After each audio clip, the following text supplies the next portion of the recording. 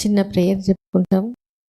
ఇక్కడ చేరి ఉండే ప్రతి కాబోయే తల్లిదండ్రులు కూడా మంచి బిడ్డ అంటే మంచి ఆరోగ్యం, మంచి తెలివితేటలు, మంచి గుణాలు కలిగే దీర్ఘాయుషు ఉండే బిడ్డని హ్యాపీగా, ఈజీగా మూల్డ్ చేసుకొని కాన్ఫిడెంట్గా ఈజీ, సేఫ్, నార్మల్ డెలివరీలో తీసుకోవాలని మనస్ఫూర్తిగా కోరుకుంటున్నాను. ఈరోజు మనం మనతో డెలివరీ అయిన వాళ్ళు వాళ్ళ ఎక్స్పీరియన్స్ షేర్ చేసుకుంటారు. డాక్టర్ వైష్ణవి తను కూడా ఇక్కడే పుట్టారు.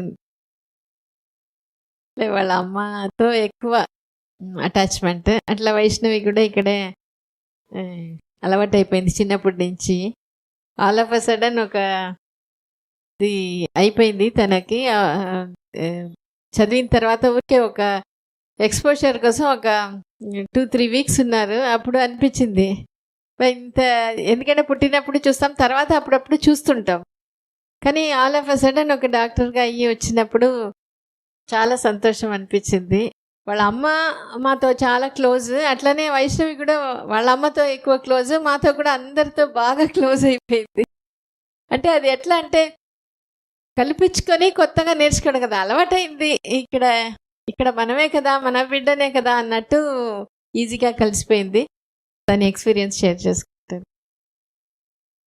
ఈ హాస్పిటల్ నాకు చాలా స్పెషల్. ఎందుకంటే నేను ఇక్కడే పుట్టాను, మళ్ళీ నా బేబీ కూడా ఇక్కడే పుట్టడం అంటే చాలా గ్రేట్గా అందరికీ చెప్తాను. నేను ఎప్పుడు హాస్పిటల్కి వస్తున్నాను, చెకప్ ఉంది, ఎట్లుంటుంది అని అసలు ఎప్పుడు ఫీల్ అవ్వలేదు. నేను అసలు నార్మల్గా క్లినిక్కి వెళ్ళి మధ్యలో ఒక 1 hour పర్మిషన్ అట్లా తీసుకొని ఒక అటెండెంట్ ఉండాలి అని అసలు ఎప్పుడు అనుకోలేదు. నా పాటికి నేను వచ్చేసి అందరూ హ్యాపీగా రిసీవ్ చేసుకుంటారు. ఇక్కడ వైష్ణవి మేడం వచ్చారు అని ప్రతి ఒక్కరు క్లినిక్లో ఎవ్రీ స్టాఫ్ ఇంత హ్యాపీగా రిసీవ్ చేసుకొని నన్ను చాలా బాగా చూసుకున్నారు. అందుకని నాకు అసలు ఎప్పుడైనా హాస్పిటల్కి వస్తున్నానని కానీ, చెకప్కి వస్తున్నాను ఏం చెప్తారు, ఎట్లుంటుంది అని అసలు ఎప్పుడు అనిపించలేదు. ఏదో నార్మల్గా వస్తున్నాను, అట్లాగే హ్యాపీగా నాకు 9 months ఈజీగా గడిచిపోయాయి. నా బేబీ కూడా అసలు అన్నీ చెప్పినట్టు వినింది. ఫస్ట్ నుంచి అయితే నార్మల్ డెలివరీ చేసుకోవాలి అనేది నా మైండ్లో ఉండింది. అంటే మా హస్బెండ్ ఇన్ఫ్లుయెన్స్ వల్ల కొంచెం నార్మల్ డెలివరీ చేసుకోవాలి అని ఉండింది. బట్ ఏదైనా అవసరమైతే సి సెక్షన్ డెఫినెట్గా చేసుకుందాము, ఏదైనా పర్లేదు, బేబీ సేఫ్గా ఉండాలి అనే థాట్లో ఉన్నాము. నేను చాలా సెన్సిటివ్ మేడం. అసలు పేషెంట్స్కి కానీ ఇంజెక్షన్ చేసేటప్పుడు కూడా నేను ఫీల్ అయిపోతాను అనమాట. ఫస్ట్ అరే పెయిన్ ఉంటుంది కదా అని అంత ఫీల్ అయిపోతాను.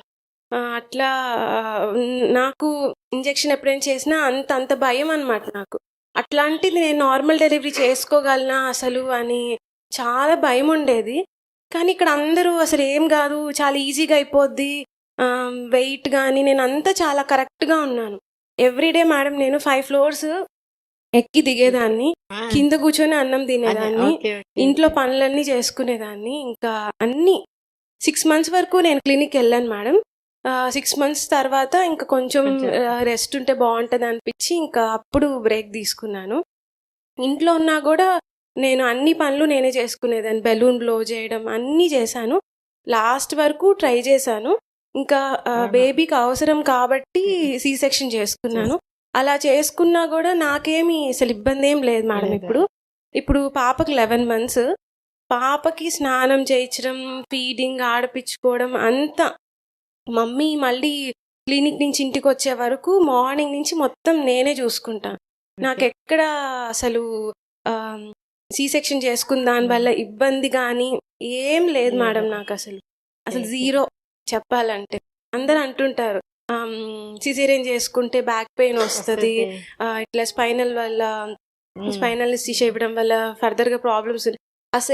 అదంతా అసలు ఏం ఉండదు మేడం. అది మనం యాక్సెప్ట్ చేసే దాన్ని బట్టి ఫస్ట్ మనం పాజిటివ్గా ఉంటే ఏ ప్రాబ్లమ్స్ అసలు ఉండవు అని అనుకున్నాను. అందుకే నేను ఇంత యాక్టివ్గా ఈరోజు నా బేబీని ఇంత బాగా ఎవరి హెల్ప్ లేకుండా చూసుకోగలుగుతున్నాను. నా పాప కూడా నేను చెప్పిన మాట వింటది, చాలా కోఆపరేట్ చేస్తుంది. నేను టాక్ టు బేబీ చాలా చేశాను మేడం ఫస్ట్ నుంచి. అంటే నాది ప్లాన్డ్ ప్రెగ్నెన్సీ మేడం. నేను అంటే నాకు పెళ్ళైన 3 yearsకి ఇంకా అంటే కోవిడ్ ఇవన్నీ రావడం వల్ల ఇప్పుడే ప్రెగ్నెన్సీ రిస్క్ ఎందుకు అనుకొని మేము కొన్ని రోజుల తర్వాత చూద్దాం అనుకొని వచ్చాము.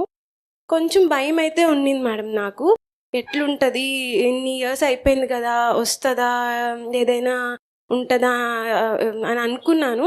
బట్ ఏం లేదు, జస్ట్ జనరల్ చెకప్కి ఈ మంత్ వచ్చాను, నెక్స్ట్ మంత్ కన్సీవ్ అయిపోయాను.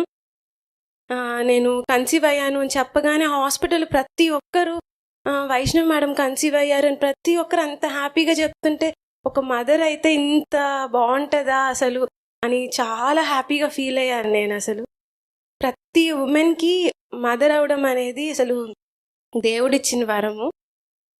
అంత నన్ను అంత బాగా ఇక్కడ అందరూ రిసీవ్ చేసుకున్నారు.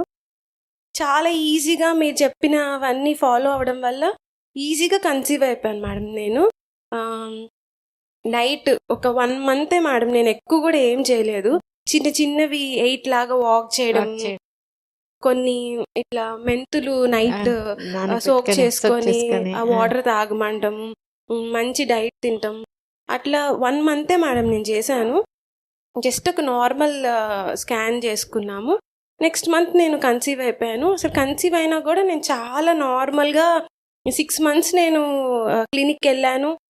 తర్వాత కూడా నేను ఆ పనులు అసలు నార్మల్గా చేసుకున్నాను. ఏ ప్రాబ్లమ్స్ లేకుండా హ్యాపీగా నాకు డెలివరీ అయిపోయింది మేడం. కొంచెం అంటే నేను సెన్సిటివ్ కాబట్టి కొంచెం డెలివరీ పెయిన్స్ తట్టుకోలేనా అని ఉండింది. బట్ బ్రీతింగ్ ఎక్సర్సైజ్ అనేది చాలా హెల్ప్ చేసింది. అసలు నేను ఎక్స్పెక్ట్ చేయలేదు మేడం, అంత పెయిన్ కూడా నేను తట్టుకోగలుగుతానని అసలు నాకే తెలీదు. బట్ ఆలోచిస్తే అసలు నేనేనా అని అనిపిస్తుంది, అంత ఈజీగా అయిపోయింది. అదే బాగా బాగా ఓపెన్ అయిపోతుంది, ఇంకా కాసేపు ఉంటే అయిపోతుంది అనే టైంలో హెడ్ దిగిలా హార్ట్ బీటింగ్ కొంచెం వేరియేషన్ వచ్చింది కాబట్టి చేయాల్సి వస్తుంది. కానీ ఆ డెసిషన్ తీసుకునేటప్పుడు మేము చాలా ఆలోచిస్తాము. ఎందుకంటే అక్కడ బేబీ హెల్త్ అనేది చాలా ఇంపార్టెంట్, సేఫ్టీ అనేది ఇంపార్టెంట్. సో అందుకనే వెంటనే ఆమె వాళ్ళ అమ్మ అంతా ఒప్పేసుకున్నారు, ఇంకా సర్జరీకి పోవాల్సి వస్తుంది. అంతే పాప, నీకు నార్మల్ అంతా ట్రై చేసినావు, అంత ఇష్టంగా ఉండింది, సిజేరియన్ అయింది. ఇప్పుడు కొంతమంది పెద్దవాళ్ళు అడుగుతారు, ఆ నొప్పి పడి మళ్ళీ ఈ నొప్పి కూడా పడిందే అని వాళ్ళకి. నీకు అట్లా ఉండిందా, ఎట్లా తీసుకున్నావు? ఏదైనా సరే బేబీ సేఫ్గా ఉండాలి అనేది ఒక్కటే నేను ఆలోచించాను మేడం. ఇంకా పెయిన్ అంటే అసలు నాకు అనిపించట్లేదు మేడం, అంత పెయిన్ ఎట్లా అనేది. అసలు నేను పడ్డానా, అసలు అంత పెయిన్ ఉన్నిందా అనే అంటే నిజంగా అంత పడ్డానా అనే ఫీలింగ్ ఉందన్నమాట నాకు ఇప్పుడు.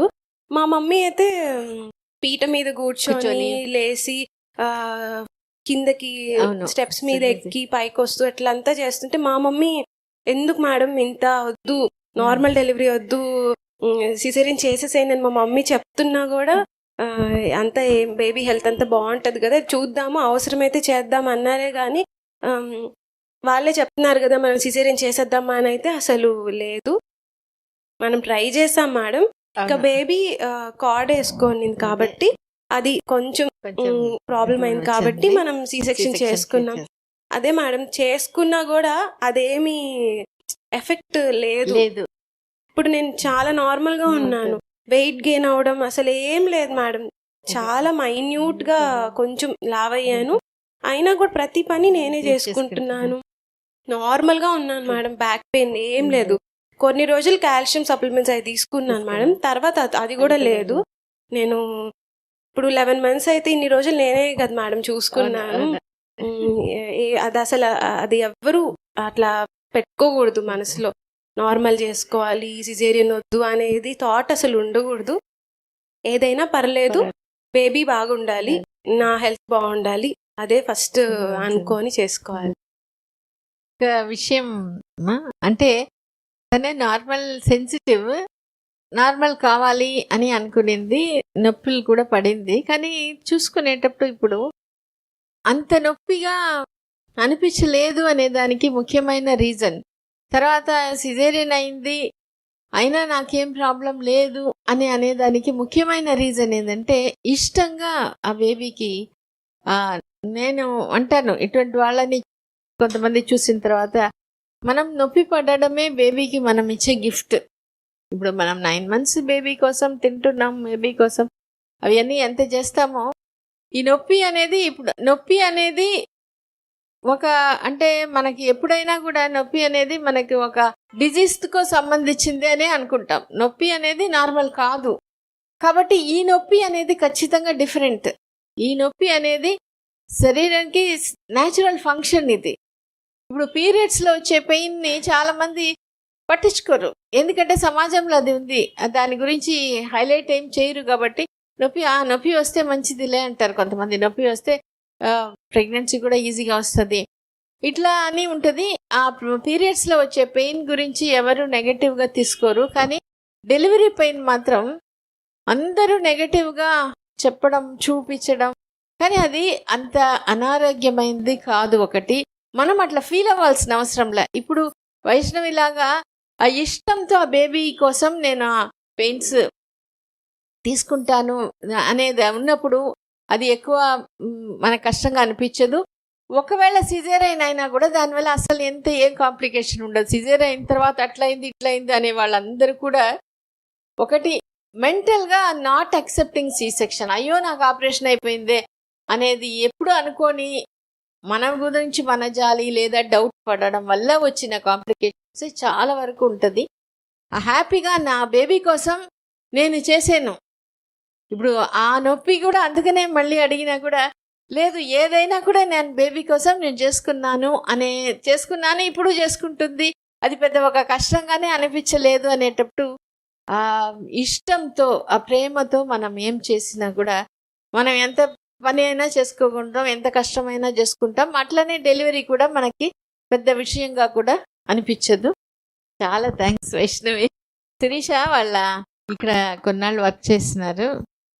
సో అప్పుడు డాక్టర్ వైష్ణవి ఇక్కడే పుట్టారు. ఇప్పుడు వాళ్ళ పాప కూడా ఇక్కడే అనేటికి అదే ఒక సంతోషంగా అనిపిస్తుంది. Good morning everybody. ఫస్ట్ నేను మేడంకి, సార్కి చాలా రుణపడి ఉన్నాను. నేను ఇక్కడ ఈ హాస్పిటల్లో ఫస్ట్ జూనియర్ డాక్టర్ని. 93లో నేను ఇక్కడ ఉన్నాను. 2 years ఇక్కడ వర్క్ చేశాను. వర్క్ చేసినప్పుడు నేను ఏదో ఒక జూనియర్ డాక్టర్గా వర్క్ చేయలేదు. ఇది నా హాస్పిటల్, ఇక్కడ బాగుండాలి, నెక్స్ట్ స్టేజ్ ఇట్లా ఉండాలి, అట్లా ఉండాలి అనేసి మేడం నేను ఎప్పుడు మాట్లాడుకుంటూ ఉండేవాళ్ళము. ఇట్లా టాక్ టు ద బేబీ ఇలాంటివన్నీ, నెక్స్ట్ ఇట్లాగా కౌన్సిలింగ్, ఇవన్నీ ఎప్పుడు చెప్తా ఉంటే ఇంత పెద్ద అనుకున్నవన్నీ జరుగుతాయా అనేసి నేను ఎప్పుడు అనుకునేది. ఏదో ఒక పెద్ద రీసెర్చ్ ఇన్స్టిట్యూషన్లో, పెద్ద పెద్ద హాస్పిటల్స్లో, సిటీస్లో ఇలాంటివన్నీ జరుగుతాయి, నెల్లూరులో ప్రజలందరూ దీన్ని యాక్సెప్ట్ చేస్తారా అని అనుకునేదాన్ని అనమాట నేను. ఇప్పుడు చూస్తే ఈ హాస్పిటల్ చూస్తే this is the best hospital and సిటీస్తో కంపారిజనే లేదు.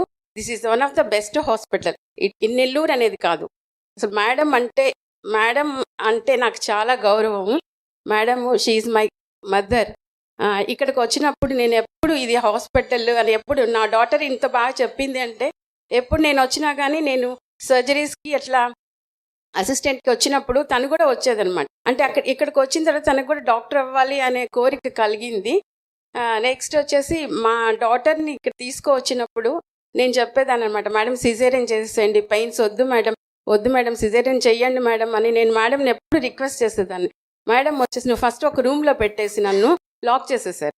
నువ్వు రావద్దు, ఎవరు ఏ డాక్టరు సిజేరియన్ చెయ్యరు, అవసరమైతే తప్పితే ఏ డాక్టరు చెయ్యరు. నేనైతే మేడంని ఎప్పుడు అడిగేదాన్ని, మేడం చేయండి మేడం అని నేను ఏడుస్తుంటే, మేడము వెయిట్ చేస్తాం, నార్మల్ అయిపోతుంది అని చెప్పిన తర్వాత కార్డ్ వేసుకో ఉంది. అయినా కానీ మేడం చాలా మ్యాక్సిమం ట్రై చేశారనమాట. చేసిన తర్వాత ఇప్పుడు baby first talk to the baby అనేది మా పాపకి చిన్నప్పటి నుంచి డే 1 నుంచి, అది వింటదో లేదో నాకైతే తెలీదు, నేను డే 1 నుంచి మాట్లాడేదాన్ని అనమాట. అప్పుడు రామలాలి అనే సాంగ్ మేము ఎప్పుడు ఫస్ట్ నుంచి పెట్టేవాళ్ళం. ఇప్పుడు తను పుట్టిన తర్వాత ఆ సాంగ్ పెడితే తను ఏడుస్తున్నా ఏ పనిలో ఉన్నా వచ్చేసి ఫస్ట్ టీవీ దగ్గరికి వచ్చేసి చప్పట్లు కొడతా ఎంజాయ్ చేస్తుంది అనమాట. అది కూడా మేము మేడము చాలాసార్లు అనుకున్నాము. ఇట్లా చిన్న ఎప్పుడో నేను 93, 94లో సంగతి చెప్తున్నాను అనమాట. మేడం చాలా డెడికేటెడ్గా ఇంత దూరం తీసుకొచ్చి నేను చాలా హ్యాపీ. ఎందుకంటే నేను ఇక్కడే డెలివరీ అయ్యాను, నా డాటర్ ఇక్కడే డెలివరీ అయింది. మేడంకి మంచి ఆయురారోగ్యాలతో దేవుడు మంచి హెల్త్ని ఇచ్చి నా గ్రాండ్ డాటర్కి కూడా మేడం డెలివరీ చేయాలి అనేది నా కోరిక. అంత మంచిగా హెల్తీగా ఉండాలి మేడము. ఇంకా సార్ కూడా చాలా కౌన్సిలింగ్ కానీ కేరింగ్ కానీ అంతా చాలా బాగుంటుంది. ఇక్కడ డాక్టర్స్ అంటే డాక్టర్ మేడం ఒక్కటే అని కాదు, డ్యూటీ డాక్టర్స్, స్టాఫ్, ఇంత మంచి స్టాఫ్ ఇంకెక్కడ ఉండరు. ఇక్కడ ఏంటంటే చాలా అఫెక్షనేట్గా ఈ పేషెంట్ వచ్చారనుకోండి వాళ్ళ సొంత పేషెంట్, ఒక ఫ్యామిలీ మెంబర్గా ట్రీట్ చేస్తారనమాట. అట్లాగా నేను ఏ హాస్పిటల్లో చూడలేదు. నేను చాలా హాస్పిటల్స్ అంతా తిరిగాను. మళ్ళీ నాకు ఇప్పుడు అవకాశం ఇచ్చినా కానీ నేను మళ్ళీ ఈ హాస్పిటల్లో వర్క్ చేయడానికి కూడా నేను రెడీగా ఉన్నాను. మేడం వాళ్ళు నాకు అవకాశం ఇస్తే నేను ఇక్కడ తప్పకుండా వర్క్ చేస్తాను. Thank you. Okay, God bless you.